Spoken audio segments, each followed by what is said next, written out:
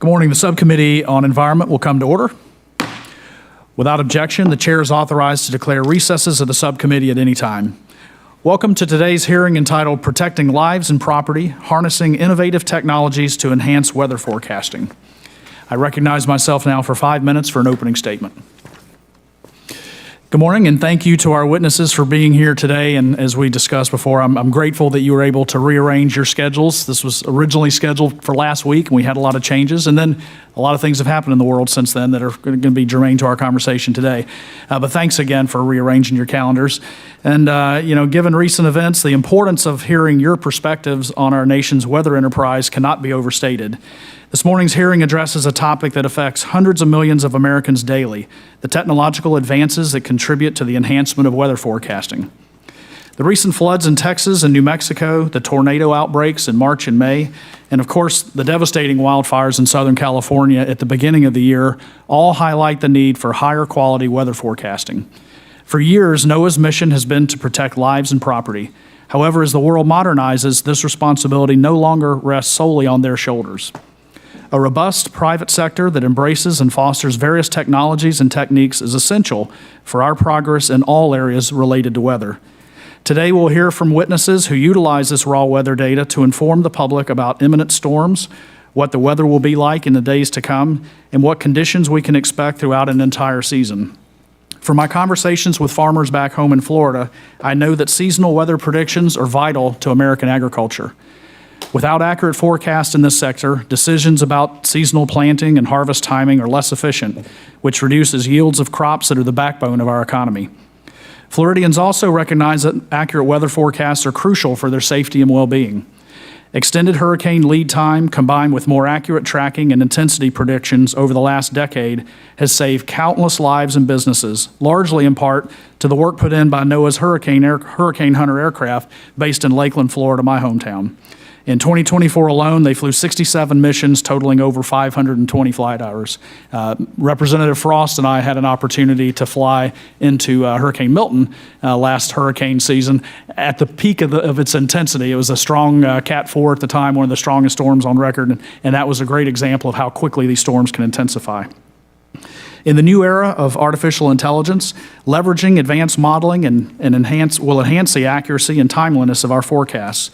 This will give our nation a competitive advantage in industry development and resilience. Furthermore, it will help counter adversaries like China and Russia, who are already advancing their own AI programs that will ultimately undermine the security and economic prosperity of the United States. Back in 2017, this committee laid the groundwork for NOAA to engage in extended private-public partnerships.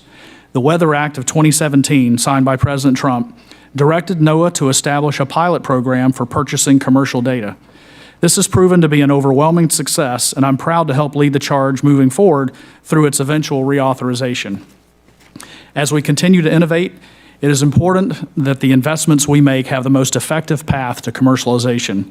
Fostering collaboration between NOAA, academic institutions, and the private sector enables the federal government to procure the most cost-effective information, resulting in services that maximize impact.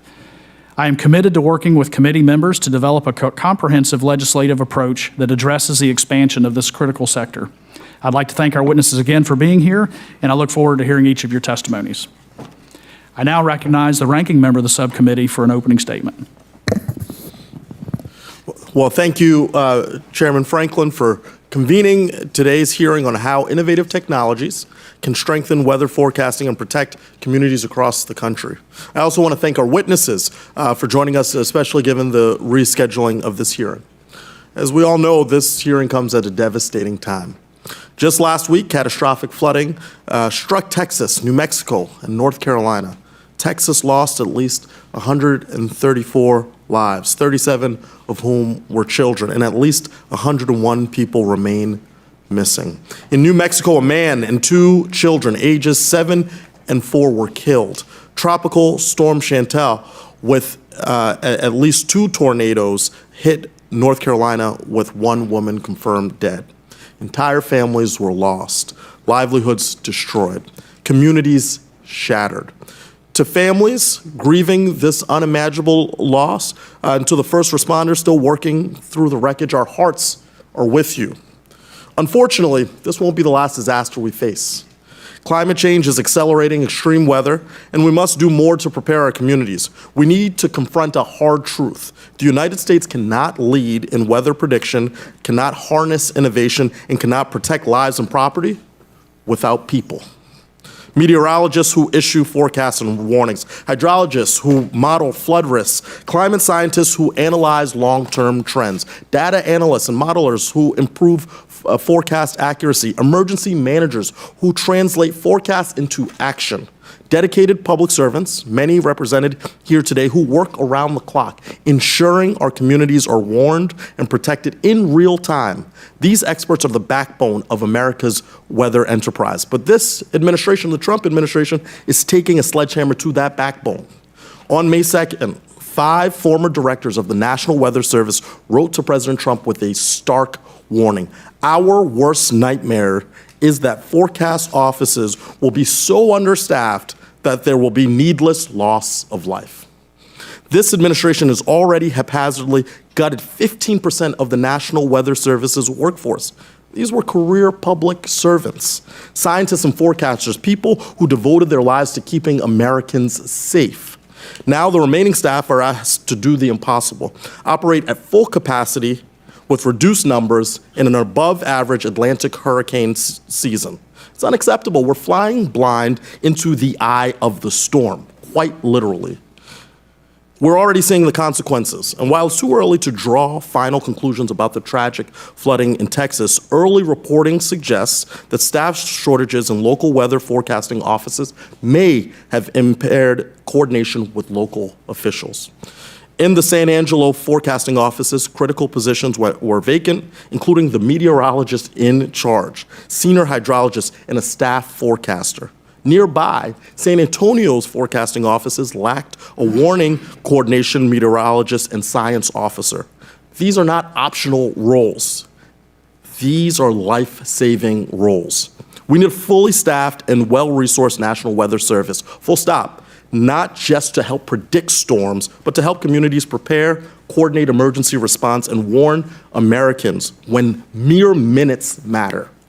And yet, in the face of growing disaster, Trump's proposed 2026 budget would eliminate funding for NOAA's Office of Oceanic and Atmospheric Research, including climate, weather, and ocean labs and cooperative institutes, such as those serving on our witness panel today, slash NOAA's workforce by an additional 17%, and extract over $1.8 billion from its current budget, weakening the core services that Americans rely on. Thankfully, it seems like congressional appropriators care more about protecting Americans from extreme weather than we've seen from the Trump administration. This is playing out real time back home in my home state of Rhode Island. Last year, we celebrated the groundbreaking of the new Marine Operations Center, a nearly $150 million investment in NOAA's research fleet and Rhode Island's blue economy. But with the hiring freeze still in place, there's no guarantee that it will be staffed when it opens. That's not efficiency. In fact, it is waste, fraud, and abuse of taxpayers' dollars. That's why last week, Ranking Member Lofgren and I demanded that Secretary Lutnick testify before this very committee. Come and give answers. The staffing crisis at the National Weather Service is a public safety threat. We need answers, and more importantly, we need a plan. Not concepts of a plan, we need a plan. So today, let's not talk about innovation in the abstract. Let's talk about what it takes to make that innovation real. Investment in data, and commitment to people, and trust in science. Let's protect lives and property, not just in name, let's protect in practice. So thank you, and I yield back, Mr. Chairman. Thank you, Ranking Member Amo. I ask unanimous consent that the representative from Texas, Representative Pfluger, be allowed to sit on the dais with the Subcommittee on Environment and question the witnesses for no more than 5 minutes, which shall include any time yielded to such member from a member of the subcommittee. Without objection, so ordered. I now recognize the chairman of the full committee, Representative Babin, for his statement. Thank you, Mr. Chairman. Good morning to everyone. I want to thank all the folks here on this committee, and also want to thank the witnesses that are here today. We're looking forward to your expert testimony, and we hope to bring some clarity to some of the things that are being expressed. Today's discussion examines how burgeoning technologies can strengthen our nation's weather forecasting capabilities. This conversation is both timely and necessary. Recent events, I'm from the great state of Texas, across the country remind us why this hearing matters to protect lives and property. Less than 2 weeks ago, a flash flood in central Texas tragically claimed 132 lives, including over 30 children, with more than 100 people still missing. The Guadalupe River rose 26 feet in 45 minutes after 8 to 20 inches of rain fell. The sheer scale of this natural disaster is unfathomable. A wall of water nearly 3 stories high carried almost 11 million pounds of water every second. This tragedy is devastating. I am personally familiar with this area since I was a teenager. For the families of those who were lost, for the communities that sustained significant damage in a matter of minutes, it was devastating. And for the nation as a whole, many of whom, myself included, have generational ties to the area that was flooded. This catastrophe has been deeply personal for me, as many of my grandchildren attend camp there each year along the Guadalupe River.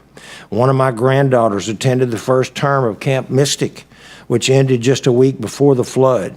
Another of my granddaughters was supposed to be at Camp Mystic that weekend, but missed it this year only because she needed some knee surgery.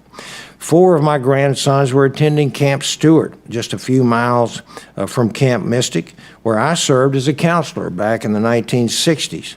Thankfully, they all escaped harm there.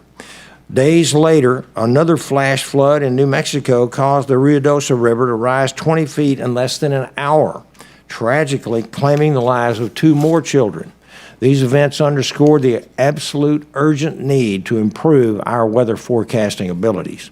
We must enhance our modeling capabilities to extend prediction lead times and increase accuracy in rainfall forecasts. But just as important as forecasting is ensuring warnings reach the right people in time. In both disasters, the National Weather Service issued timely and accurate alerts.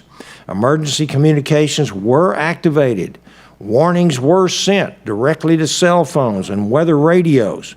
Still, those alerts were not enough to prevent the catastrophe that unfolded in the early morning hours on our nation's independence, July the 4th. During the 115th Congress, this committee had the foresight to advance legislation to address some of the shortcomings of the National Weather Service's ways of doing things. The first real update of weather priorities since 1992. President Trump signed the Weather Research and Forecasting Act of 2015, which has spurred innovation in forecasting and creating opportunities for greater involvement of the private sector.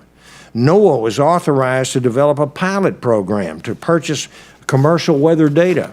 Artificial intelligence has progressed to a stage where it can be used in concert with traditional modeling techniques to provide even greater lead times to allow people to get to safety. However, the disasters that occurred earlier this month clearly demonstrate the need for us to do more. Unfortunately, the focus of our government over the last several years has been less about securing our present safety and more about handing out favors to special interest groups with a philosophy of the Green New Deal. There's always room for improvement. This hearing will highlight where progress is being made and what further steps can be taken to advance our most critical mission, and that is protecting lives and protecting property. I look forward to hearing from our expert witnesses, and Mr. Chairman, I yield back the balance of my time. Thank you, Chairman Babin. I now recognize the ranking member of the full committee for a statement. Thank you, Chairman Franklin and Ranking Member Amo, and I want to thank the witnesses for sharing your expertise and your time with us today. We, as in both Republicans and Democrats, have consistently worked together to ensure that we did our part in supporting NOAA and the weather enterprise. We have to continue to support both the research necessary to further understand and predict our environment and the translation of that knowledge into products and services to support communities and the economy. On July 4th, our country witnessed what a devastating flood can do to a community in Texas and New Mexico. Families affected by that catastrophic flooding and their lost loved ones continue to be in our thoughts. I also want to acknowledge and thank the first responders, the emergency personnel, and other heroes who put their own lives at risk to help people. This committee has held several hearings to discuss the progress in weather research and forecasting that has been made since the passage of the Weather Research and Forecasting Innovation Act of 2017. We've spoken to many experts in this field to evaluate what kinds of research and resources may be needed to further innovate and strengthen our forecasting capabilities and warning systems. In the last Congress, I was proud to join former Science Committee Chairman Frank Lucas in putting together a bill that does just that. The bill was further strengthened by many good amendments from members of this committee on both sides of the aisle. We reintroduced that bill last month, entitled the Weather Reauthorization Act of 2025. This collaborative, bipartisan bill modernizes and extends critical weather research programs, improves the communication of weather and climate information, and authorizes funding for these important programs in the National Oceanic and Atmospheric Administration. And I look forward to working with you, Chairman Babin, to advance this important bill. In the meantime, I have to say this administration is actively undermining the very progress and continued advancement of NOAA's weather research and forecasting capabilities that is the very subject of this hearing. Despite public statements from this administration denying that they've made any cuts to NOAA or to the Weather Service, they have, in fact, cut off some very essential services that this agency provides. Hundreds of NOAA employees are being fired or bullied into leaving, is causing critical services and products to be abruptly discontinued, and core experience and knowledge is being lost. They even suspended training and collaborative exercises that weather coordination meteorologists conduct with local emergency managers and public safety officials. What has been proposed for the NOAA budget by Trump and Secretary Lutnick is really, I think, quite foolish. The July 4th disaster in central Texas should be a wake-up call for all of us. More Americans will die needlessly if we let this continue. Just highlighting a few of the many horrendous proposals in this budget, the administration seeks to decimate environmental research by terminating all of the weather, climate, and ocean laboratories and cooperative institutes. They intend to eliminate the NOAA Research Office and slash funding for the U.S. Weather Research and Tornado Severe Storm Research programs. The proposal will also degrade NOAA's future critical satellite infrastructure. We just witnessed the outcry when the Defense Department's meteorological satellite program abruptly stopped sharing critical weather data.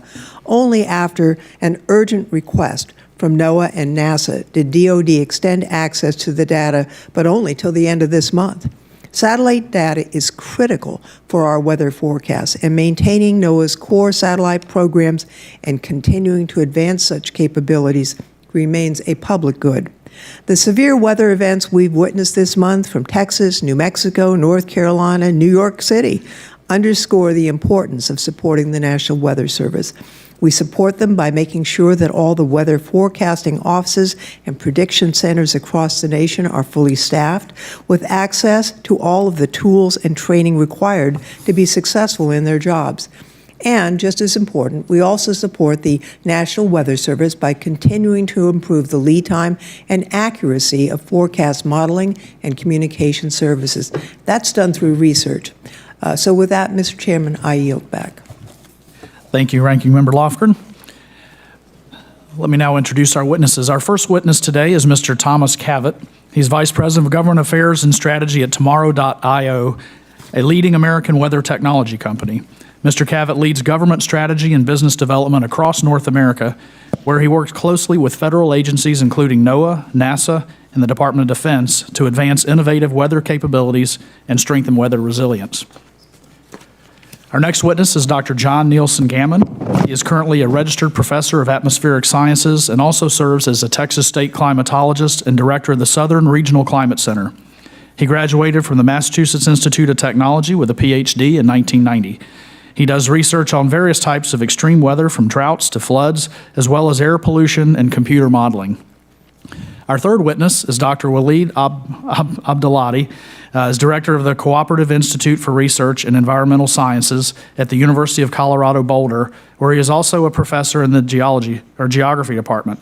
Dr. Abdelati's research focuses on the use of satellites and aircraft to understand how Earth's glaciers, sheets, and sea ice are changing the implications of those changes for the Earth system. And our final witness is Dr. Jayesh Gupta, founder and CEO of Silurian AI, a Washington-based company pioneering large-scale AI foundation models for the physical world to address some of the most critical challenges facing our planet. Silurian's flagship technology, the Generative Forecasting Transformer, GFT, is a frontier weather foundation model delivering state-of-the-art weather forecast hours earlier than other operational systems. Easy for me to say. Mr. Cavitt, I now recognize you for 5 minutes of testimony. Thank you, Mr. Chairman. Good morning. Chairman Franklin, Ranking Member Amo, Chairman Babin, Ranking Member Lofgren, members of the committee, thank you for inviting me to testify before you today. It is an honor to be here as a representative of the commercial weather industry to discuss emerging technologies that enhance weather forecasting. My name is Thomas Cavett, and I serve as a senior leader at Tomorrow.io, where I lead government strategy and business development in North America. I bring over a decade of experience working at the intersection of technology, infrastructure resilience, and national security. I'm also a member of the Department of Commerce's Environmental Technologies Trade Advisory Committee and a veteran, having served as a Green Beret in U.S. Army Special Forces. Tomorrow.io's mission is to equip governments, industries, and individuals with advanced weather intelligence to make faster, more informed decisions in the face of weather-driven challenges. We build solutions across the entire value chain, from proprietary space-based observations and AI-driven models to real-time decision support platforms. While we operate a first-of-its-kind commercial weather satellite constellation, our work extends far beyond space, with AI and machine learning embedded throughout our systems. The Weather Act of 2017 was pivotal in galvanizing our industry and fueling Tomorrow.io's growth. Tomorrow.io has raised over $300 million since 2016 and now serves customers ranging from NOAA, NASA, and the U.S. Air Force to global Fortune 500 companies. Weather is not only an economic and public health concern, but also a critical national security issue. Tomorrow.io is already delivering significant impact across the U.S. economy. We're helping agricultural suppliers reroute shipments, supporting specialty pharmaceutical companies delivering life-saving medicine, helping utility providers prepare for and mitigate weather impacts to the power grid, and we're saving airlines tens of thousands a month per hub by avoiding unnecessary weather impacts. America's weather challenges are growing more urgent, and meeting them requires speed, agility, and innovation that traditional systems alone can't deliver. Fortunately, commercial innovation has lowered the barriers to entry in both weather and space. Just as commercial launch has revolutionized access to orbit, we are now transforming weather forecasting using private capital and technology with government as a strategic partner to deliver faster, more affordable, and more capable solutions. Tomorrow.io's deployment of a constellation of precipitation radars and microwave sounders represents the first ever commercial multi-payload weather satellite constellation. Tomorrow.io is helping to lead a paradigm shift where commercial providers are filling the atmosphere with new sensors, from low Earth orbit and the upper atmosphere down to ground and sea level, capturing vital data and closing long-standing observational gaps.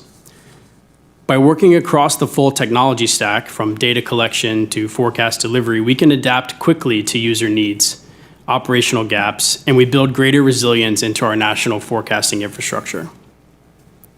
The goal is not to replace government capabilities, but to complement and strengthen them.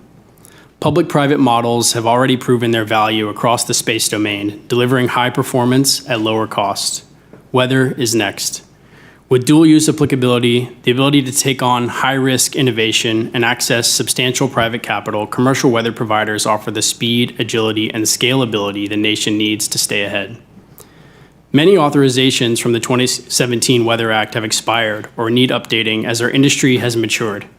We strongly support the bipartisan committee's efforts to reauthorize the Weather Act this year.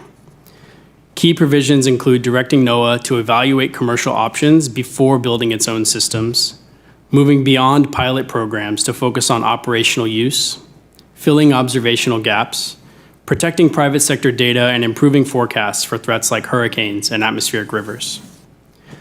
By leveraging private sector innovation, the U.S. can escape the decades-long cycle of costly, complex weather missions. Despite outspending Europe, U.S. weather forecasting consistently lags behind global leaders, weakening our strategic edge. Empowering agencies like NOAA to partner with the private sector will help restore U.S. leadership in weather forecasting.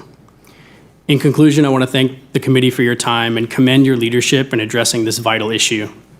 We stand ready to partner with you to protect lives and property and ensure U.S. leadership in weather intelligence. Thank you, and I look forward to your questions. Thank you, Mr. Cavitt. I now recognize Dr. Nielsen-Gammon for 5 minutes to present testimony. Thank you, Chairman Franklin, Ranking Member Amo, Chairman Babin, and Ranking Member Lofgren. Thank you for the opportunity to testify before you today on the Weather Act reauthorization. I appreciate all you do to help Americans avoid dangerous weather and help us make well-informed decisions regarding the risks that weather and climate throw at us. While I'm professor at Texas A&M University and Texas State climatologist, I'm testifying for myself and not speaking for my employer or the state of Texas. Today, I'd like to discuss a few examples from my personal experience of how NOAA's weather-related activities, particularly the ones contemplated in the Weather Reauthorization Act, are critical to the well-being of Texas and to the rest of the United States. As you all know, Texas recently suffered a devastating weather tragedy. Floods are not just Texas's problem, as we've seen in New Mexico, Kentucky, and North Carolina this year, in Georgia, North Carolina, and Tennessee, and Florida last year. Since the 2015 flood in the Texas Hill Country, the state of Texas has focused on filling gaps in the existing real-time observing network. Many other states also operate mesoNets to monitor on-the-ground weather conditions for public safety, agriculture, and many other applications. This data is then available for the National Weather Service to detect emerging severe weather threats, provide ground truth for radar estimates of extreme rainfall, and improve warnings of hazardous weather. I'm grateful for the National Mesonet program, which is included in the Weather Reauthorization Act, for helping to offset some of the costs of operating these mesoNets. The value of such data is going to continue to grow as artificial intelligence is trained on local high-density observations. The Weather Authorization Act will also help move NOAA forward in replacing the existing radar network with state-of-the-art technology. Increasing the number of radars in a modernized network, both publicly and through private partnerships, would help fill key gaps in areas such as eastern Pennsylvania and southern Texas. Floods in Texas tend to end droughts, unfortunately. That's not the way to do it, but like many state climate offices, we are heavily involved in local drought monitoring as well. Every week, our office collects information from our NWS offices and local stakeholders on drought within the state and makes recommendations to the author of the U.S. Drought Monitor. The U.S. Drought Monitor is the basis for hundreds of millions of dollars annually in drought relief from the USDA to ranchers. One day, I received a call from a rancher reporting severe drought conditions at his ranch and wondered why the U.S. Drought Monitor wasn't indicating the presence of drought there. I looked into it and found that the only nearby rain gauge was way at the other end of his county. His drought just wasn't visible with standard tools. So with funding from the USDA and from NOAA, we developed a way to take the precipitation estimated by the National Weather Service for the sake of flood forecasting and convert it into measurements of drought severity and its variations within individual counties. NOAA now supports the delivery of that drought tool through our Southern Regional Climate Center. In addition to research funding, the Weather Act authorizes funding for the National Integrated Drought Information System, or NIDIS. We work directly with NIDIS through its Southern Plains Drought Early Warning System to improve the ability of folks in Texas, Oklahoma, and Kansas to understand, anticipate, and deal with drought. We're also trying to figure out how to compare the droughts of the past to present-day droughts, which can feature more rainfall but hotter temperatures.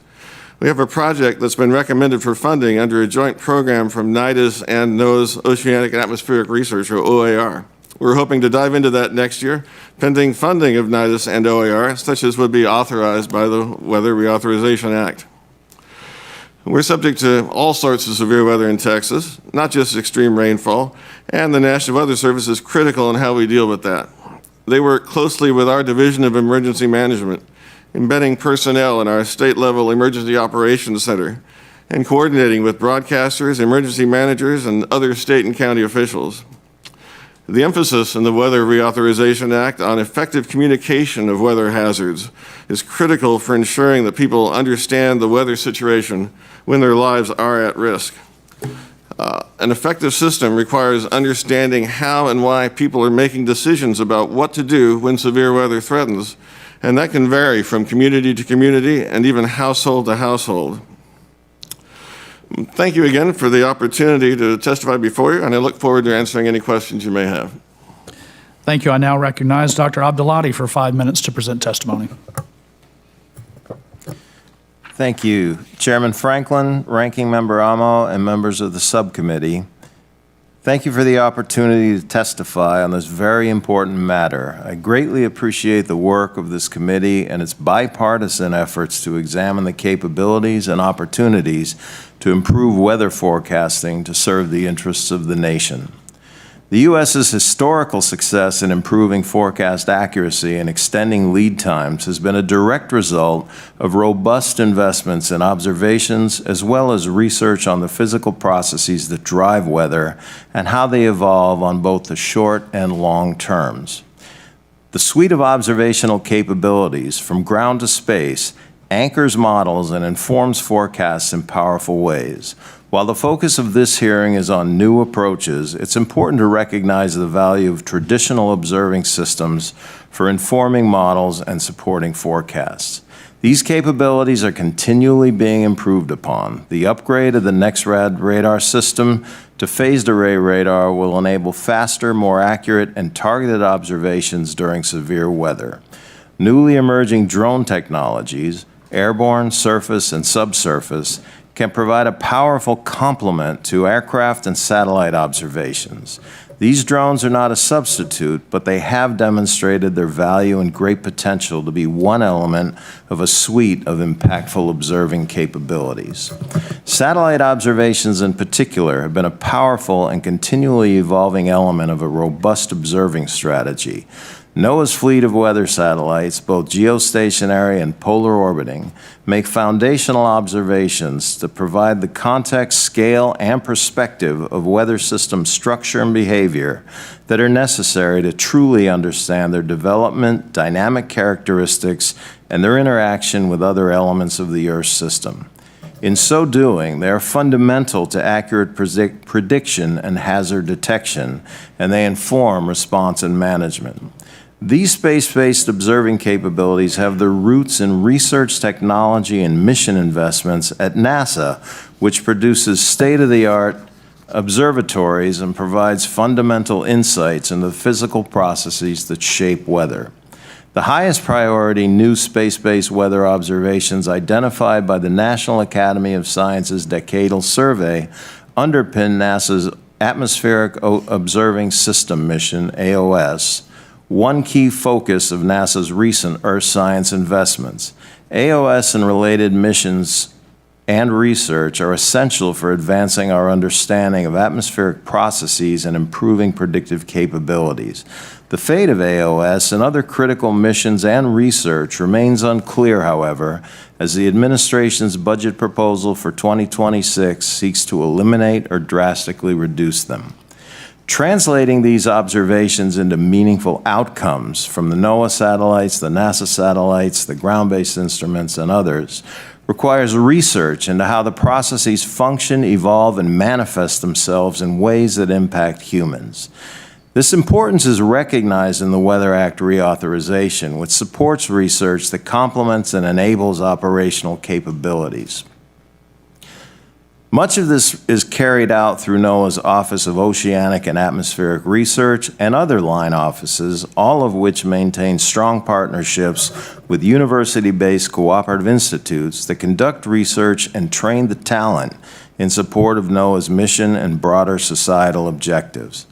I am hopeful that in deliberating the 2026 budget, Congress recognizes the value of this research and continues to invest in NOAA's and other federal agencies' new and sustained observational capabilities enabling technologies, modeling, and overall research capacity.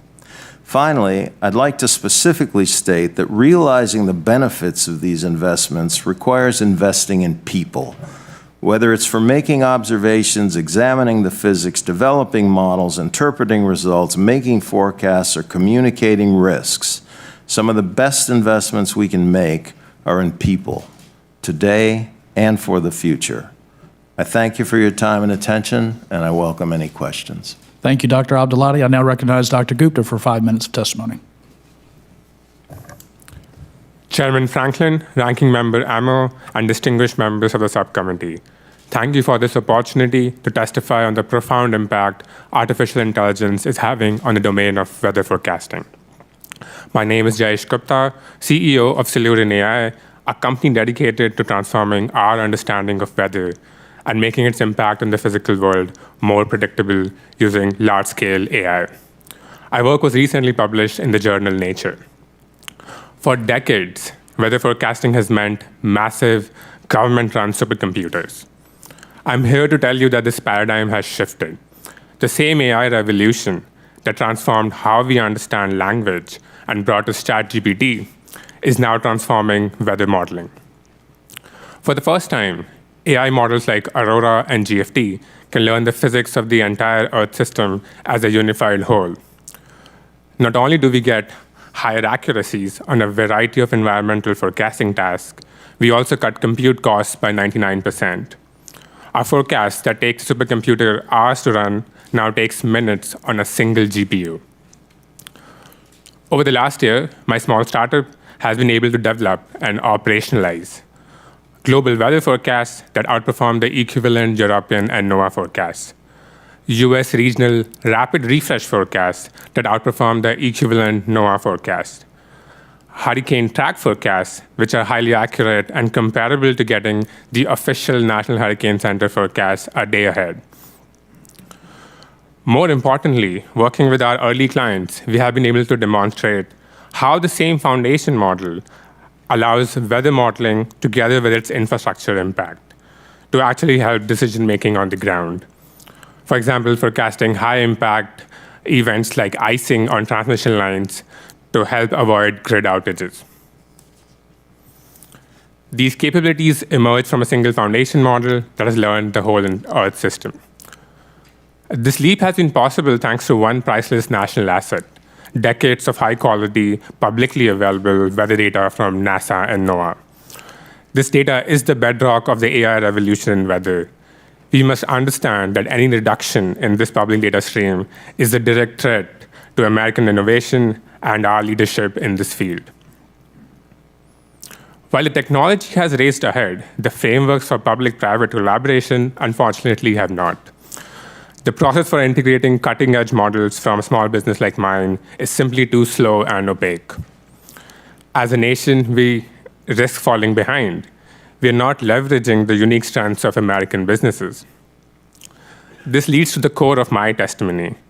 To reclaim and extend US leadership, NOAA's role has to evolve. From being the primary producer of all forecasts to being the primary enabler and validator of a competitive, innovative national ecosystem. We propose a strategy built on 3 pillars. First, empower innovation. The traditional government contracting process is too slow for AI. We asked you to direct NOAA to create agile ways for engaging small tech companies. We need clear on-ramps to get proven breakthrough technologies from the private sector into the hands of American people fast. Second, establish a national weather model test bed. To create a truly competitive ecosystem, we must measure innovation objectively. We urge you to fund NOAA to establish a public, standardized framework to evaluate new models. This creates a level playing field where the best technology wins, whether it comes from the government labs or a small startup. It positions NOAA as the world's gold standard validator, a role of immense strategic importance. And third, protect and enhance our national data infrastructure. This is the non-negotiable foundation. AI models are built on data. We urge the committee to ensure our nation's environmental data archives are protected, modernized, and remain openly accessible to fuel American innovation. Members of the committee, we are at a pivotal moment.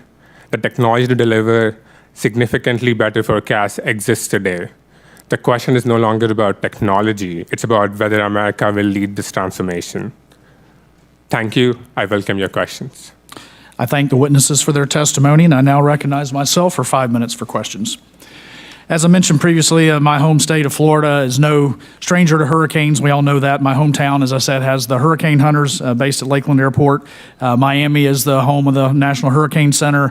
They even named the University of Miami after their hurricane. So we're very versed in hurricanes. Unfortunately, we have way too much practice, and we have had a lot of practice in preparation and resilience, and we've gotten better at that over the years. And a lot of that's been driven by the forecast and the better and better forecasts we're getting.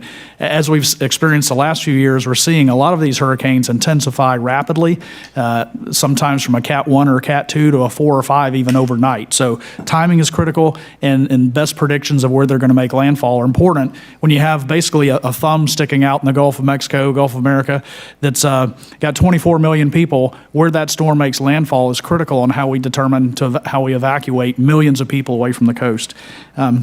So on that, originally planned for 2026, but moved up to July of 2025, DoD announced that it's going to discontinue the ingestion, processing, and distribution of all Defense Meteorological Satellite Program, DMSP data to NOAA, citing security concerns. And there are some valid security concerns there, and national security is important, but these sensors have been critical to determining storm centers, especially at night. To all of our witnesses, and if we could, since there's 4 of you and I got 5 minutes, if you could try to limit it to maybe 30 seconds, what can be done to best supplement this DMSP data moving forward as the program is phased out? And then also, in your opinion, is DoD living up to its commitments after the cancellation of NPOS to gather and provide early morning orbit coverage to complement NOAA's Joint Polar Satellite System? Mr. Cavitt, if you could lead off. Thank you, Mr. Chairman.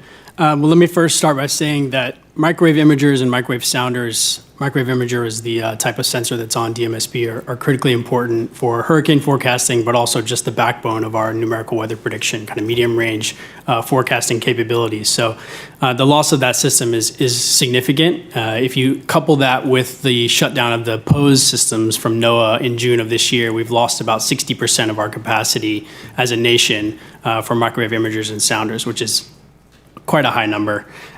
Tomorrow.io actually has 7 microwave sounders on orbit today, providing that operational data.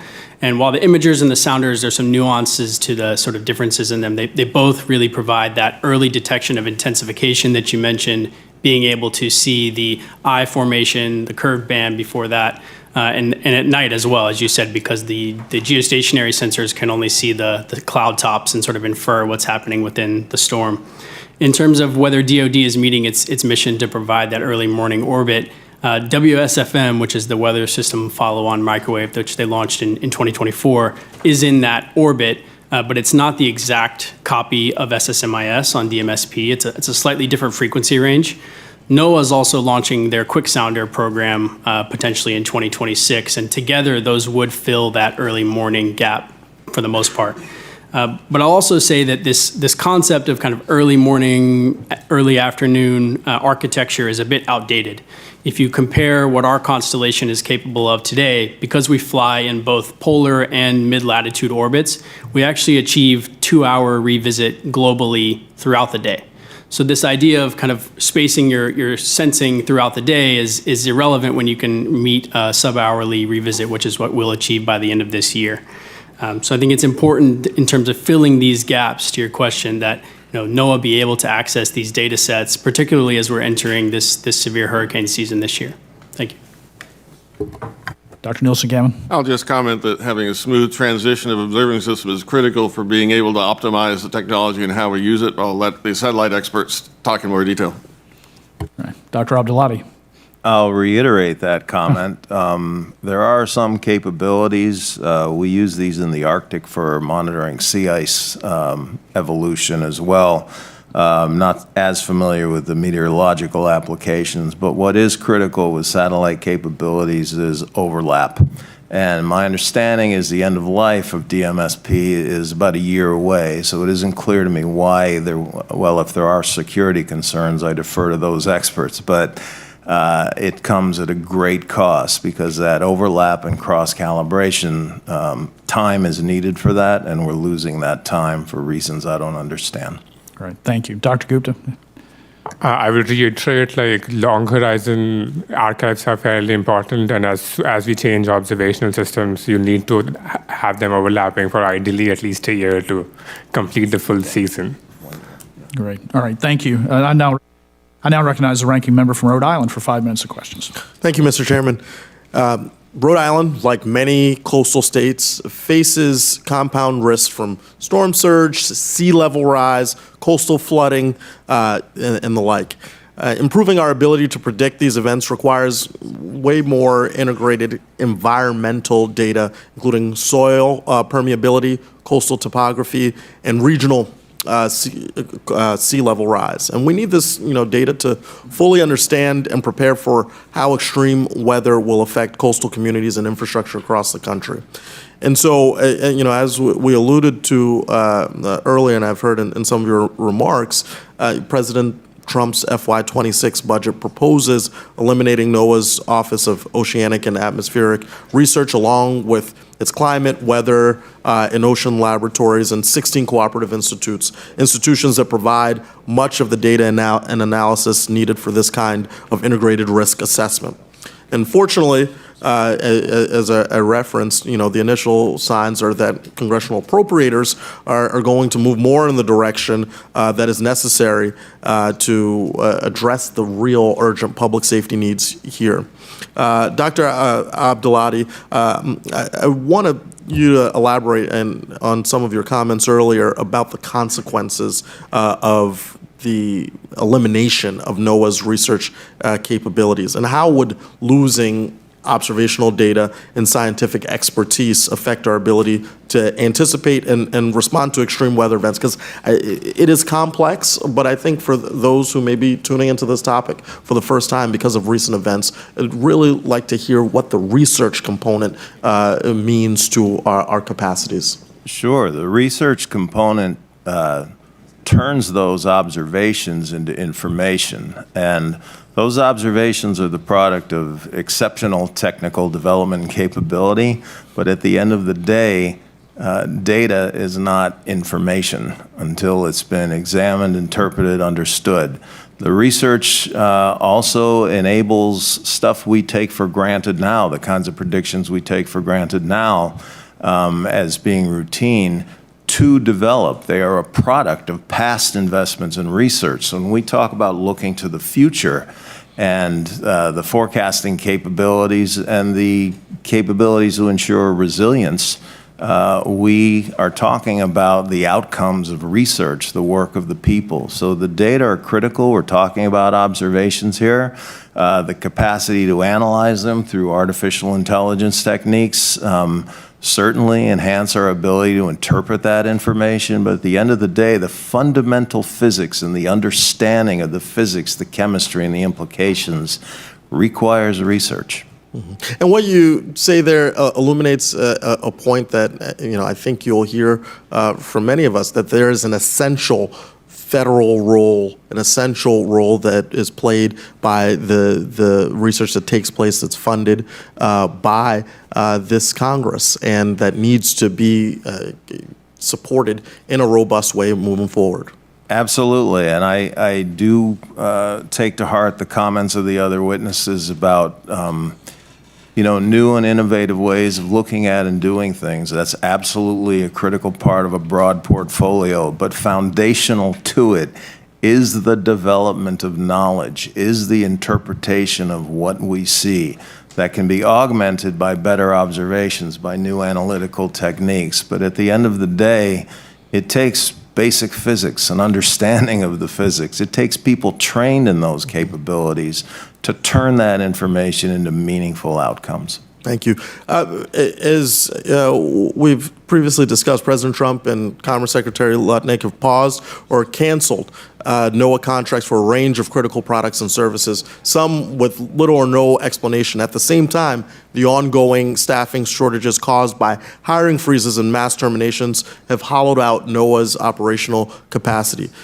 Dr. Nielsen-Gammon, how are funding delays or staffing reductions at NOAA affecting the work of the cooperative institutes or regional climate centers, including your ability to deliver climate data, forecasting tools, and public services? Yeah, our tools get used quite widely by the public, by various private sectors, by broadcast meteorologists, and so forth. We had a 4-day pause in our contract at the end of April because of waiting for approval all the way through the Department of Commerce and renewal of that. We're up for the supplemental funding that has been authorized in previous budgets by Congress, but we don't know whether that's going to be approved. And then the whole program is up for recompete this year. And basically, we're waiting to see whether Congress and the administration are going to support the services we provide to the country going forward. Well, thank you for that. And, you know, when we talk about the impact of minutes mattering, a 4-day pause seems pretty problematic. With that, I yield back. Thank you. Thank you, Ranking Member Amo. I now recognize my colleague from Oregon, Ms. Bonamici, for 5 minutes questions. Thank you, Mr. Chairman and Ranking Member, and thank you to the witnesses. I also want to acknowledge, I know Chairman Babin was here, his personal connection to the tragedy in Texas. So this is a time when Americans are facing increasingly deadly storms and floods and heat waves. So accurate and timely weather forecasts are critical. Instead of strengthening NOAA, which is, of course, the backbone of our weather enterprise, the Trump administration is slashing funds, gutting staff, and continuing its ongoing pursuit to privatize essential functions. Now, I'm going to follow up on Ranking Member Amo's comments. This is the weather forecasting bill of, people say 2017, but I've been working on this since 2013, and it took a while to get there. And I do support public-private partnerships, but I also want to emphasize that NOAA and the National Weather Service are critical for operational integrity and public safety and access. We cannot sideline the essential scientific research that powers our forecasting system. And much of the innovation we see in weather forecasting, which is a good thing, derives from decades of federally funded basic research and open NOAA data sets. So does the private sector have a responsibility to build on rather than replace NOAA's public mission? If you could just answer it, and I hope you can keep this a yes or no, just because I have other questions. Mr. Cavitt? Absolutely. Dr. Nielsen-Gammon? Yes. Dr. Abdelati? Yes. Dr. Gupta? Yes. Thank you so much. So Mr. Cavitt, how do you and other industry leaders plan to deliver forecasting products that enhance NOAA's services? What safeguards should Congress consider so this remains a successful partnership?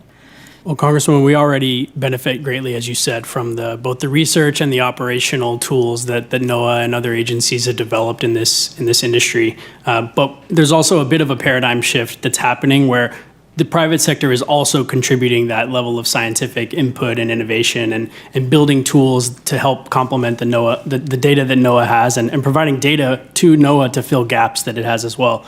In terms of safeguards, I think having independent third-party validations, making sure that the data is sound, making sure that it's reliable because it protects lives and property is critical. Thank you so much. And Dr. Abdelati, since the beginning of this year and Donald Trump's inauguration, at least 1,500 NOAA employees, including meteorologists, data scientists, technical staff, were terminated or forced to resign.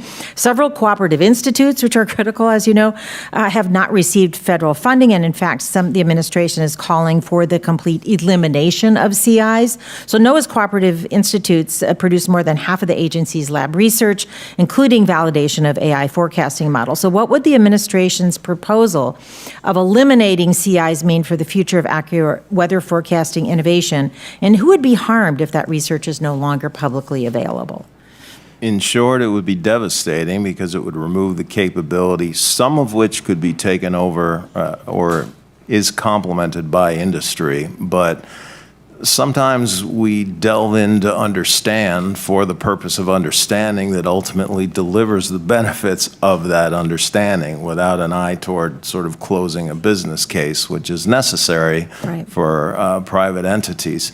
As far as who would be harmed by that, the American people. And also some of these cuts, we train the next generation. So the American people would be harmed for generations to come. We've already got people who've lost grants, who've had them pulled back, that can't carry out the work that they successfully competed for, that ultimately would benefit. And I assure you that's a serious concern of many members of this committee. And again, Dr. Abdelati, you talked about people. And I know, Dr. Nielsen-Gammon, you mentioned this as well, but if I want to emphasize, sat in this room and where you sit today, we had a whole discussion about the importance of social science and the social scientists, their contribution, especially in improving weather warning systems for clarity, to reduce confusion. So if you could just comment on the importance of having that input as well as the hard science, to have that social science and what it means in terms of, I mean, I represent a district on the Pacific Northwest, and I know, Dr. Gupta, you know this being from Washington State. We have a Cascadia subduction zone. We need good tsunami warnings, and they need to be accurate and timely in conveyed in a way that's urgent. So if you could just comment on the importance of that full range of science. It's critical, and I included that in my written testimony. But ultimately, the value of the work is fully realized when we understand how people absorb information, use it, react to it, and act on it. So social science informs that, and so it's critical. And I will say that tends to be done in the universities at the Cooperative Institutes. The federal agencies, no one in particular, does not really have a budget to support social science except what's done through the Cooperative Institute. Yeah, I appreciate that. I'm also on the Education Committee and fighting against the attacks on higher education. So thank you. As I yield back, I just want to emphasize we need to invest in NOAA. Lives and livelihoods are at stake. There is too much at risk. Thank you again, and I yield back. Thank you, Representative Bonamici. I now recognize the chairman of the full committee, Dr. Babin, for his questions. Thank you, Mr. Chairman. I appreciate it. I think it's important to note that the Weather Forecasting Office that covers Kerr County was not fully staffed in advance of the July 4th flood there. But they also had a hydrologist on staff. Excuse me, let me back up. I would like to say that the Weather Forecasting Office that covers Kerr County was not only fully staffed in advance of the July 4th flood, but they also had a hydrologist on staff. Staffing was not an issue, and forecasts were timely and accurate. It is also important to note that the President's budget request, or PBR, recommends an increase in the National Weather Service. Also, both House and Senate appropriators have subsequently considered funding bills that sufficiently fund NOAA above the levels of the PBR. And now my question for you, Dr. Gammon. The flash floods in Texas Hill Country earlier this month caused the death of nearly 130 people, and there are still folks missing. The level of devastation to human life has exposed a deficiency in the current system warning people that danger is imminent, despite the facts that forecasts were accurate, notifications and warnings went out. What do you think can be done to prevent a tragedy like this from happening again? Thank you for the question. Unfortunately, I don't think it's possible to totally prevent tragedies like this, but we can certainly learn from them and improve all aspects of warning and distribution, including more precise forecasts and warnings with additional lead time. That's possible with modern technology. Improving the communication systems. We've heard about the lack of technology available in places without cell phone coverage in the area, and making sure that people, the general public, and people responsible for other people, like camp operators and so forth, understand the nature of the risks and how to specifically respond to them, especially in the middle of the night when you're not necessarily thinking clearly. You already have plans in place to deal with them. Absolutely. All right. Thank you. In an interview, Rob Kelly, who is the Kerr County, Texas county judge, and its most senior elected official, said the county did not have a warning system because such systems are expensive and local residents are resistant to new spending. Taxpayers will not pay for it, Judge Kelly said. Asked if people might reconsider in light of the catastrophe, he said, "I don't know." Now we know that forecasts and warnings went out well in advance of the floods and that notification systems and cell phones were alerted.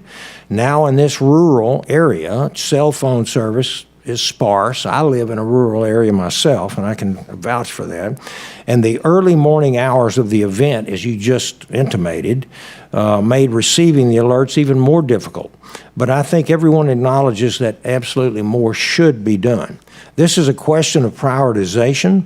We recently held a hearing on the Biden administration's Justice 40 initiative that required 40% of all federal expenditures be devoted to transform hundreds of federal programs by channeling resources toward communities that have faced, quote, long-standing environmental injustices and inequities. This resulted in significant taxpayer resources going to DEI and environmental justice initiatives rather than in protecting the lives and property of American citizens. The GAO recently warned Congress that America's fiscal health is at risk based on excessive spending, increased debt interest, and ballooning mandatory spending. Facing such fiscal challenges and in light of recent tragedies, I would submit that the government should shore up forecasting and notification systems rather than DEI and environmental justice initiatives. And with that, Mr. Chairman, I yield back the balance of my time. Thank you. Thank you, Chairman Babin. I now recognize the ranking member of the full committee, Ms. Lofgren, for her questions. Well, thank you, Chairman Franklin. And as I noted in my opening statement, I am an original co-sponsor of the Bipartisan Weather Act reauthorization of 2025, and it has certainly been my hope that we can act quickly on it. The private sector is playing an increasingly significant role in weather forecasting. While NOAA is the bedrock of weather data collection, analysis, and provision, the private sector is developing new offerings that combine NOAA's infrastructure, products and services, weather data, incorporate advanced visualization techniques, and take advantage of machine learning. But challenges remain, including questions around data quality, continuity, open access, and cost effectiveness in the private sector. There's a growing need to ensure these partnerships support NOAA's mission without compromising NOAA's role as a trusted provider of free, reliable, and authoritative information. NOAA, as the federal partner, is the key component of the partnership, and it has the responsibility to gather the observations into forecasts, outlooks, and projections of future conditions to make it readily accessible and to use all this information for the national benefit. I will say that the testimony did cause me some concern. The question about the future of NOAA's weather infrastructure that Mr. Cavitt described in his written testimony, and his assertion that the Weather Act of 2025 would help create that future was confusing. In the testimony, it says NOAA can maintain assets in space, but could primarily shift to a commercially owned, commercially operated model where the agency manages data flows and forecast outputs for the public good. This radical new approach would free up additional resources. And that's actually, I helped write the bill, and that's not what the bill does. I think we need to clarify this so that we're all on the same page. Mr. Cavitt did not cite a specific provision in the Weather Act to support that testimony, but let me just read the section that it runs contrary to the assertion. First, Section 301, Section 110, Satellite Architecture Planning. In general, the Undersecretary shall maintain a fleet of National Oceanic and Atmospheric Administration space-based observation platforms that provide critical operations-focused data and information to support the mission of the administration to monitor the global environment in order to protect lives and property from extreme weather and other natural phenomena. Section 302 talks about the program establishment, the Undersecretary in coordination with the appropriate offices shall maintain a commercial data program, and that's the pilot project that supports the private sector efforts today. It goes further to say, however, that the Undersecretary may, not shall, may acquire satellite, ground-based, airborne, or marine-based in situ remote sensing and the like. So this is not a radical departure from the current policy. We do value the fact that the private sector is playing an important role. We do not deny that. But it is not going to supplant NOAA anytime in the near future.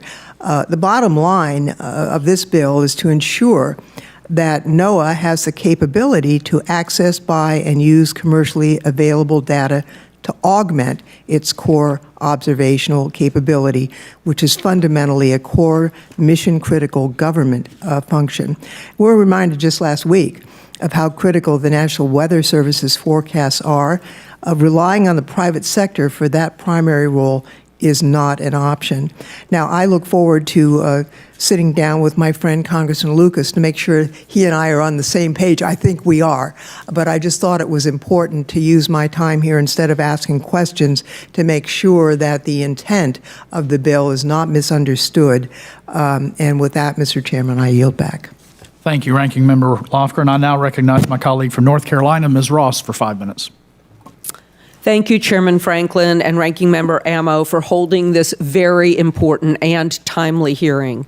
And thank you to our witnesses for joining us today. As we witnessed devastating floods in Texas, New Mexico, and my home state of North Carolina, displacing families, damaging infrastructure, and costing so many lives, we're reminded that weather forecasting isn't just science, it is survival. Emerging technologies are transforming how we collect and interpret weather data, and that is a good thing. From AI-powered models and high-resolution satellites to drone-based atmospheric sensing, we can now equip our outstanding forecasters at the National Weather Service with improved tools to predict weather patterns with increasing precision, and that's happening in the private sector as well. When these technologies are combined with data from traditional sources like weather balloons and radar systems, we gain a clearer, more comprehensive view of weather patterns than ever before. However, as we've heard, this progress is under threat. The Trump administration has proposed sweeping cuts to our nation's weather agencies, including the closure of all federally funded meteorology labs. Eliminating them means communities like those in Texas, New Mexico, and North Carolina, and of course across the country, will face the next disaster with less warning and fewer tools to respond. Consider the breakthrough by students at Stanford University who developed a cutting-edge AI forecasting model that rivals and in some cases surpasses existing systems. That model depends heavily on high-quality, long-term government weather data, data that has now been discontinued due to budget cuts. Emerging technologies hold immense promise, but they can't function without funding. And if we do not have sustained investment in core data and scientific research, even the most innovative solutions will not produce the warnings that we need. Weather forecasting is simply not a luxury. It's a critical service that protects communities, informs farmers, supports transportation, and saves lives. We must fight in a bipartisan way to preserve and strengthen our weather agencies and not dismantle them. Artificial intelligence is reshaping the future of weather modeling, offering new opportunities to generate faster, more localized, and potentially more accurate forecasts. And thank you, Dr. Gupta, for sharing with us about this. These advances are being driven by improvements in computing, access to large-scale environmental data sets, innovation, and foundational models. As the technology evolves, it raises important questions about how NOAA can harness its potential to improve public forecasting and resilience. Dr. Gupta and then Mr. Cavitt. Because AI-based models rely on historical weather data to determine their output, areas with limited previously recorded data, and we heard a little bit about this with the Texas farms, right? Particularly in rural and low-income communities, may be more challenging to detect. What are the significant challenges with data limitation? How can we best unlock innovation in weather predicting systems, particularly given their potential impacts on emergency preparedness and public safety decisions in these areas where you cannot get the information? So Dr. Gupta first. Thank you for the question. I would say this is not completely true at the moment with large-scale machine learning models that can actually combine data from satellites, global-scale data with highly localized data and generalize to locations which may not have the same sensors available. So these are the technologies that actually allow you to combine data from many different kinds of sensors that are not always easy to use with existing physical models. Like if you talk to people on the NOAA side, people will tell you, like even with respect to existing observations, they're probably not able to use vast majority of them in their current operational models. So from that perspective, AI is actually very interesting and transformative in terms of using even existing data much better. Thank you. Mr. Cavitt? Thank you. First, I'll say, AI as an innovation, it's opening many doors in this industry. It allows us to ingest more data. It reduces the computational costs of these models, but it also requires training data. And for us to, excuse me, provide better data in these communities, we need higher resolution data in those areas in order to train the models to be effective. I would posit that one of the core ways we do that is from space. We need higher revisit observations from space, similar to what the commercial industry is building, in order to enable those models to really deliver the value that they can. Thank you, and I yield back. Thank you, Representative Ross. I now recognize my colleague from Illinois, member of the full committee, Dr. Foster, for 5 minutes of questions. Thank you, Mr. Chair, and to our witnesses. First off, it goes without saying that our hearts go out to all the recent victims of the recent floods. It's back in 2021, a tornado ripped through Naperville, Illinois, the town I live in, and by a matter of just a couple of minutes, lives were saved because of the prompt warning. That was only possible because of the close coordination between the local government, units of government, and the National Weather Service that keeps an eye on things. And I was grateful actually last year to have an opportunity to achieve a childhood dream where I climbed up the tower into the radar dome of a National Weather Service facility at Lewis University Airfield and see what's actually inside that, which is, for those of you who have never been inside those little spherical domes on the top of a tower, there's a parabolic antenna that's spinning around, and down below they have a klystron in a building, and talk to the guy that maintained the klystron. These are great facilities, and they're most of the time not used, and then they save lives from time to time. So it's incredible. Now, I'm also, I guess, one of Congress's few actual AI programmers, so I've just been fascinated by the progress that's made. And so, Dr. Gupta, there's sort of two different approaches that have been very effective in this. The first one is just say, give me all of the data, all the sensors we have out there, and predict tomorrow's sensors. And you can do that with almost understanding no physics, no atmospheric chemistry or anything. Or you can go to a hybrid approach where you use what's known about the physics of a little blob of air, the way they used to solve them on supercomputers. And it seems like if you look at things like protein folding, the best approach is to do a hybrid of both, where you have AI supervising it, or are you an AI purist, where you just say, forget about the physics, I would say this is the thing with respect to the scaling laws in artificial intelligence. Even in the protein folding domain, if you look at the new research that has come up, the share of physics goes down and share of data and the modeling goes up. So in general, this is true, I would say, even in the weather modeling space. There is definitely a role and opportunity to use these models themselves to understand the physics better. There's a lot of interpretability research that needs to be done to understand what these models are able to learn from data that we don't fully understand from a physics perspective. That's happening with respect to language and other domains as well.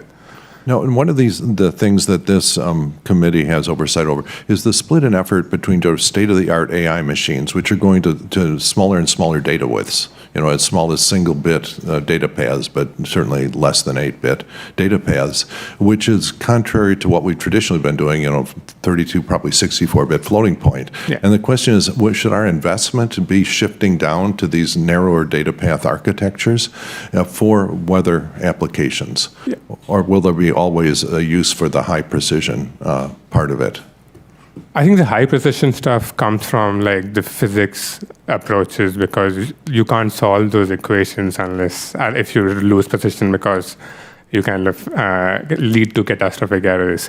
AI machine learning approaches, the current ones actually, I mean, the higher precision is good for them as well, but it's just like much cheaper to It's a scale waste. it Yeah, out. it's a waste. And so the trend Yeah. in pure AI for commercial applications is toward the low width data Yes. paths. So the question is, are we going to get two branches of supercomputing, one of which, the high precision one, may have to remain federally supported because it won't survive commercially?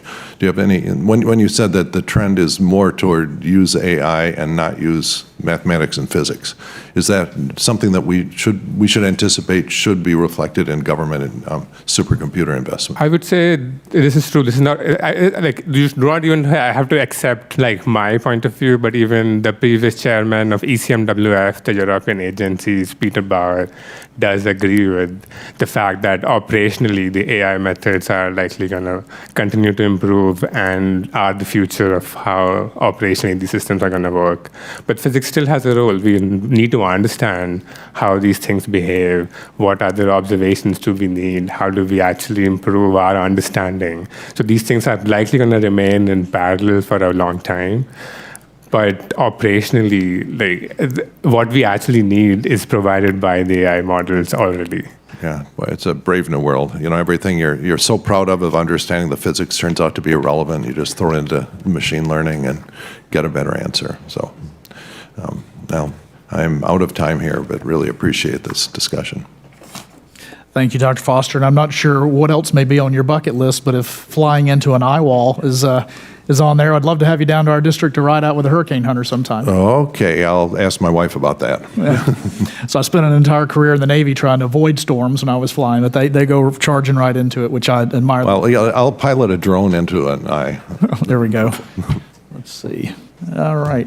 So I know we have, with the rescheduling this one, we have a conflict of several hearings and things going on the floor at the same time. I know there are members from both sides who are trying to get here drastically or quickly. Okay. And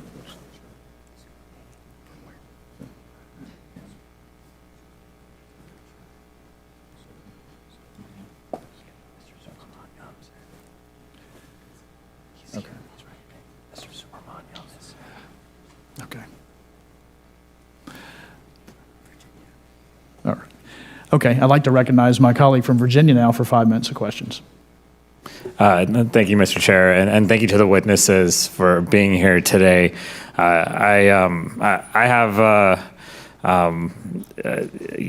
caught some of the testimony so far. I've been in another hearing as well, but I think this is a really important issue because being prepared, being ready, and being able to anticipate weather events is increasingly important. And I actually got into politics because of this. I was in New Orleans when Hurricane Katrina hit the city, and I didn't care about politics before that, and then I started caring about it because of the response to Katrina. So that's sort of why I'm here today. That's put me on this path. And so I take a special interest in this particular topic. And I guess one of my concerns is that I had a town hall the other night, and a gentleman, he'd worked at NOAA for many years. He'd worked on weather satellites for 20 years. He's one of their top expert engineers, and due to budget cuts at NOAA, his contract is ending on September 30th, and this is really important capabilities that he was working on. And his wife was a civil servant for 34 years, and she was working on the GeoXO program, but then she decided to take early retirement But her work was so critical that they begged her to come back, and she agreed to come back the next day. But what I'm concerned about is the expertise that we're losing when it comes to weather forecasting and weather events in the federal government. And I'd love to hear from I guess anyone, what are these cuts going to do to impact our ability long term as a country when it comes to these weather events? If anyone would like to answer that.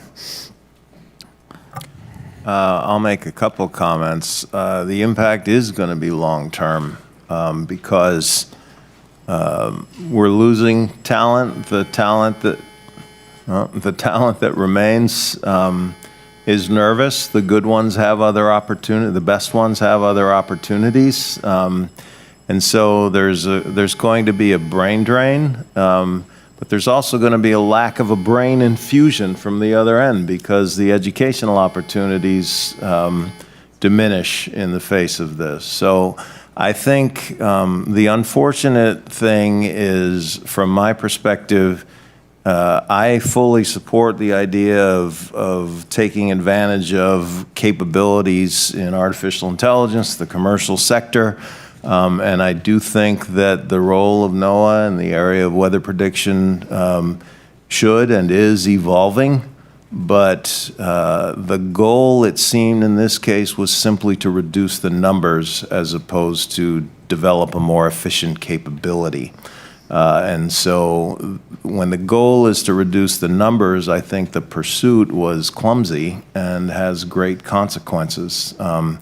And it's unfortunate because if carefully and thoughtfully done, I think the best of both, the government capabilities, well, not both, the government capabilities, the university capabilities, industry capabilities, could be brought forward to be optimized, but the result is a significant gap in capability that will last a long time. I think that's right. And there was 1,500 NOAA employees who were fired or resigned. 560 have left the National Weather Service. And our National Weather Service office in Sterling, Virginia, it's the vacancy rate has doubled now. And there's even more cuts planned, 27% cut of NOAA funding and 17% cut of workforce. And a lot of this is the critical technology and modeling and data collection that we need to do really good weather forecasting. And for the American people who might be watching, first of all, thank you for watching a science and technology hearing on a Wednesday. But second of all, just know that this impacts you right now. And we just saw it in Texas. And, yes, we got money out to Texas for storm infrastructure planning and under the American Rescue Plan. But that $10 million was diverted in a way that was not very helpful. And then these cuts meant that people who were calling in couldn't get a hold of anyone when they were affected by the flood. And then long term, I'm worried about our ability to even anticipate these types of disasters. And so we are making every single American vulnerable by cutting these critical people at NOAA and at the National Weather Service, and it's going to hurt every single American. And I think the phrase brain drain is the right thing to think about. This is going to be a brain drain for our expertise in the federal government when it comes to weather forecasting. So I appreciate the hearing, and thank you to our witnesses. Thank you, Mr. Subramaniam. I now recognize my colleague from Florida, Mr. Herodopoulos, for 5 minutes. Well, thank you, Mr. Chairman. And this is a very thoughtful meeting, and I'm glad we're having this opportunity to have a positive discussion, and I appreciate you bringing the folks before us. But let's also take a look at this tragedy in Texas and understand where we are on the factual side of this. And as I think everyone in this room knows, and probably people watching, as just mentioned on C-SPAN, is that the National Weather Service did provide timely and accurate forecast. The challenge, I think we all recognize, it happened between 12 o'clock and 4 o'clock in the morning.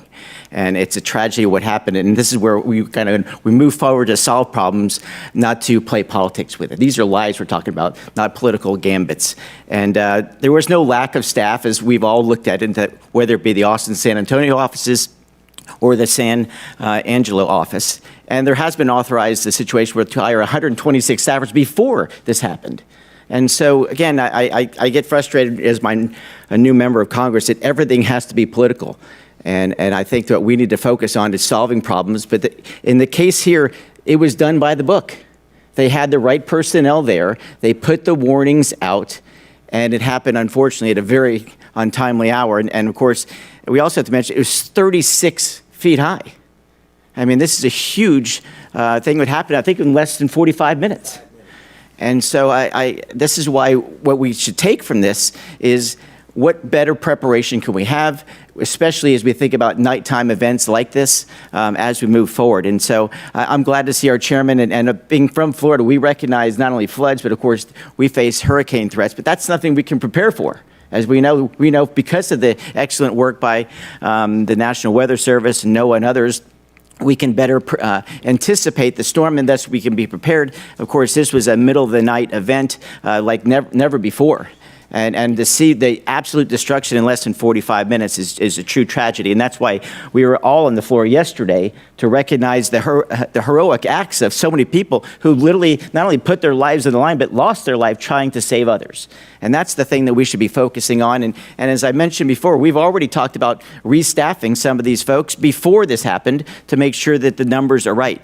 And this is what I think solutions are about, as opposed to playing politics. And so a lot of these narratives have proven to be false, but everybody's always in a rush to play politics. As we saw immediately after this tragedy, people are pointing fingers, and that's not how we solve problems in Washington, D.C. I'm glad to see that hopefully we have meetings like this and we look at our budget and do it right. And the other thing I think I want to make clear to everyone before us is that a lot of these cuts are proposed cuts. And the way you stop proposed cuts is you do what you do today. You advocate for programs you believe in. I've been in a situation where I happen to be the chairman of the subcommittee for space. And there was a lot of discussion about space adjustments. The sky is falling, there's X cut or that cut. And what has happened in the big, beautiful bill, we added $10 billion to the space program to help make sure that not only Artemis 3, but 4 and 5 are now funded. And we have made ourselves space dominant because we put those dollars in place, recognizing the situation we're in. And now, between now and roughly October 1, when we actually get our budget moving forward, we're going to be looking at these very programs and make sure we put the right people and the new technologies that are emerging. We have some of those new technologies actually in the state of Florida to make up for some of these gaps that we have in weather activities. And I think we can also use that across the country. And so, Mr. Chairman, as I serve on this committee, of course, our chairman is here for the full committee.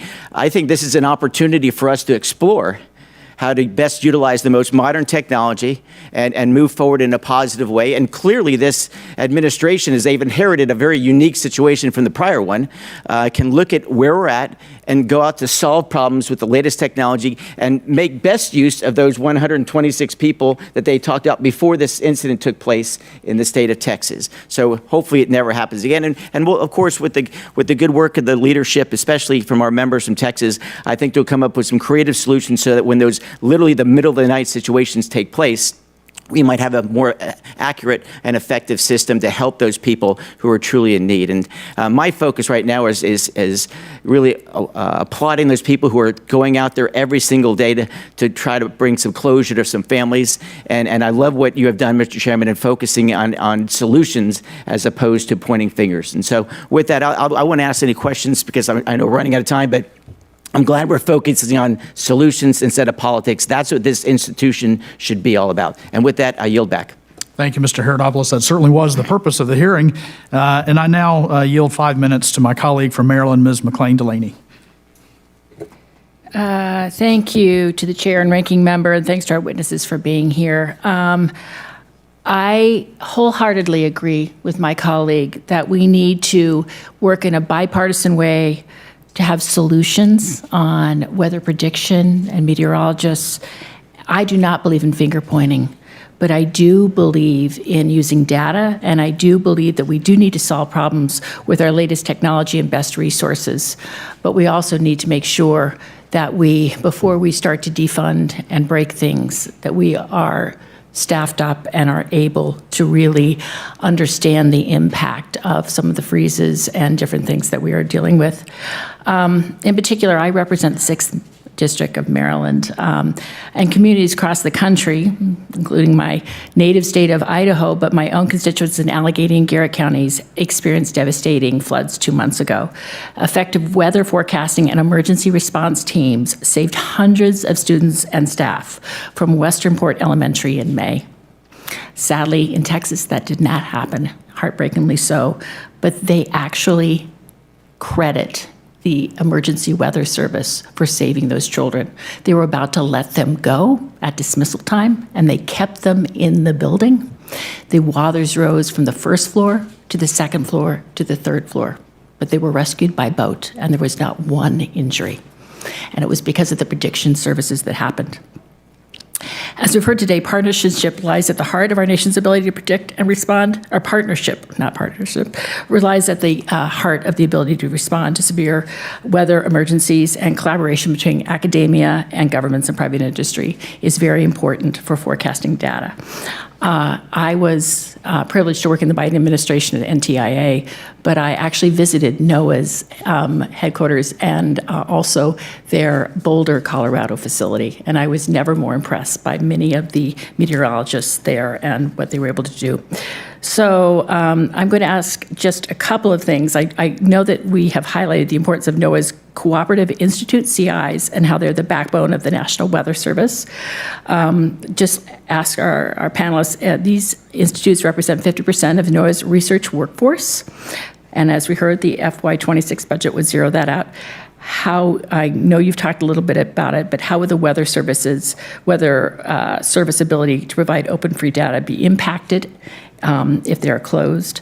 And is there anything we can do to mitigate this against this landscape?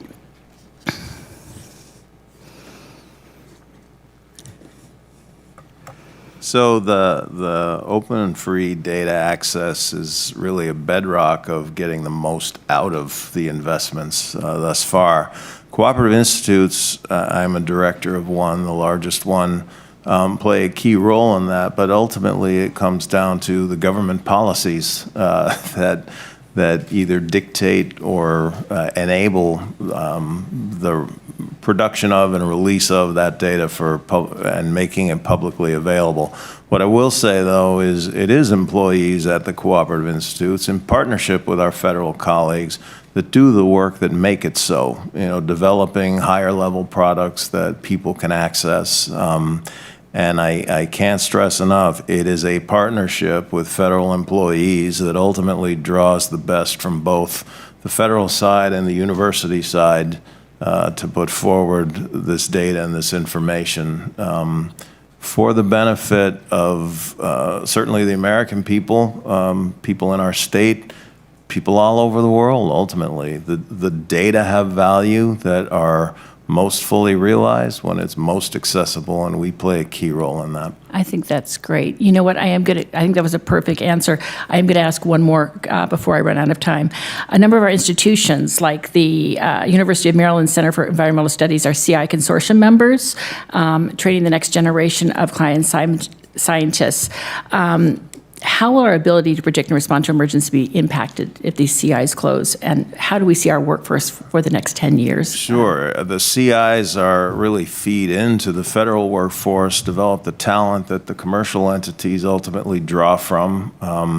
We're experiencing that directly right now in Boulder, where a very successful enterprise that was undertaken by the federal side and the university side is being taken over by a commercial entity. So that development of capability is huge for precipitating commercial activities, but the biggest contribution is in the talent pipeline. The federal employees usually start out at Cooperative Institutes. It's kind of an audition period, but looking far into the future, it's the talent we train in this domain that ultimately supports the broader enterprise. Thank you. Congresswoman, may I respond to the previous question briefly? So I just want to say that totally agree from a scientific research standpoint and an operational standpoint. Providing that data on a free and open basis, making sure that the American public receives the forecast as a public good is critical.